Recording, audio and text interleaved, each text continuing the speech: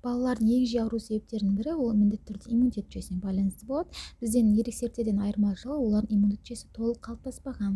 Екіншіден, физиология анатомиялық тұрғыдан олардың тыныс алу жүйесінде бронхтары қысқа болады, тыныс алу бұлшықеттері әлсіз болуы бұл ерекшеліктері болып саналады. Сондықтан да біз балаларда бронхтарында тұрған қақырықтар шығара алмайтындығын, мұрын қуысында тұрған шығыс бөліністерді сіңдіре алмайтындығын ескере отырып, ол балаларға кейбір дәрілер беруге болмайды. Мысалға 5 жасқа дейінгі балаларға біз қақырық түсіретін мукальтин, бромгексин, ацц, амбро деген сияқты дәрілерді беруде міндетті түрде ескеруіміз керек. Төртіншіден, баланы қалың киіндіретін болсақ, бөлме температурасы ыстық, ылғалдылығы төмен деген кезде бактериялар мен вирустардың көбеюі аурушаңдылықты жоғарылатады. Сонымен қатар антибиотиктерді біз ретсіз бере беретін болсақ, олардың ішектегі микрофлораны бұзады. Ал 70% иммунитет бізде ішекте орналасады. Қалыпты және де керек бактериялардың бәрін өлгеннен кейін баланың иммунитеті әлсіз болады.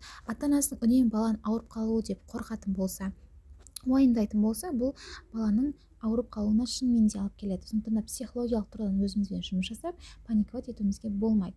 Алтыншы себебі, анасы жүкті кезде жиі ауыратын болса, мерзімінен ерте босанатын болса, витамин жетіспейтін болса, немесе баласын үнемі қосымша тамақтандыратын аналар балаларының жиі ауыратындығына шағымданады. Себебі ана сүті арқылы иммуноглобулин А деген нәрсе балаға беріледі. Ол иммунитет жүйесін нығайтып, балалардың аурушаңдылығын төмендетеді. Видео пайдалы болса, тіркеліп комментарийге өз ойыңызды білдіре кетіңіздер.